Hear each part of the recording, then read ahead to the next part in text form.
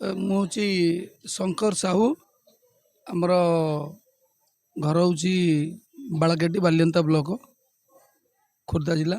ଏଥିରେ ସାମିଲ ହେଇକରି ମୁଁ ନିଜକୁ ବହୁତ ମାନେ ଧନ୍ୟ ମନେ କରୁଛି, ଯେହେତୁ ଆମର ଗାଁରେ ଆମେ କଂସା ବାସନ ଶିଳ୍ପ ତିଆରି କରୁଛୁ। ଆଜିକାଲି ଯେଉଁ ଡେକୋରେଟିଭ୍ ଆଇଟମ୍ ସବୁ ବର୍ତ୍ତମାନ ଚାଲିଛି, ଫ୍ୟାନ୍ସି ଆଇଟମ୍, ସେସବୁ ଜିନିଷ ମାର୍କେଟକୁ ଆମେ ସପ୍ଲାଇ କରୁଛୁ। ଆଉ ବିଭିନ୍ନ ପ୍ରକାର ଷ୍ଟାଚୁ ମଧ୍ୟ ତିଆରି କରୁଛୁ। ଆଉ ବହୁତ ଲୋକ ମଧ୍ୟ ଆମ ଏଥିରେ ଫ୍ୟାକ୍ଟ୍ରି ସାଇଡ଼୍ରେ ସବୁ କାମ କାର୍ଯ୍ୟରତ। ସେମାନଙ୍କୁ ମଧ୍ୟ ଆମେ କର୍ମସଂସ୍ଥାନ ଯୋଗାଉଛୁ। ଆଉ ଏଇ ପରିପ୍ରେକ୍ଷୀରେ ଆମକୁ ଏ କମିଟିର ଯେଉଁ ଚେୟାରମ୍ୟାନ୍ ଆମର ଶେଷଦେବ ବାବୁ ଆମକୁ ଚିହ୍ନଟ କରି ଆଉ ଆମକୁ ସମ୍ମାନରେ ଭୂଷିତ କରିଥିବାରୁ ମୁଁ ନିଜକୁ ଖୁସି ବା ଗୌରବାନ୍ୱିତ ମନେ କରୁଛି।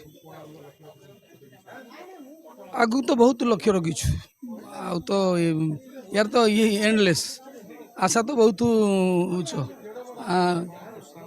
ସରକାରଙ୍କର ତ ପ୍ରୋତ୍ସାହନ କିଛି ନାହିଁ କହିଲେ ଚଳେ। କଞ୍ଚାମାଲର ଅଭାବ, ର ମେଟେରିଆଲ ଗଭର୍ଣ୍ଣମେଣ୍ଟ ଦେଇପାରୁନି, ଯୋଗାଇ ପାରୁନି, ଯେଉଁଥିପାଇଁ ଆଜି ଇଏ ସଂସ୍ଥା ବର୍ତ୍ତମାନ ରୁଗ୍ଣ ଅବସ୍ଥାକୁ ବର୍ତ୍ତମାନ ଗଲାଣି। ଆଉ ୟାର ଚାହିଦା ମଧ୍ୟ ଆସ୍ତେ ଆସ୍ତେ କମିଲାଣି। ତେଣୁ ଯେହେତୁ ର ମେଟେରିଆଲଟା କଞ୍ଚାମାଲର ଯେଉଁ ଅଭାବ, ତେଣୁ ସରକାର ଯଦି ତାକୁ ଦିଅନ୍ତେ ତାହେଲେ ଭଲ ହୁଅନ୍ତା।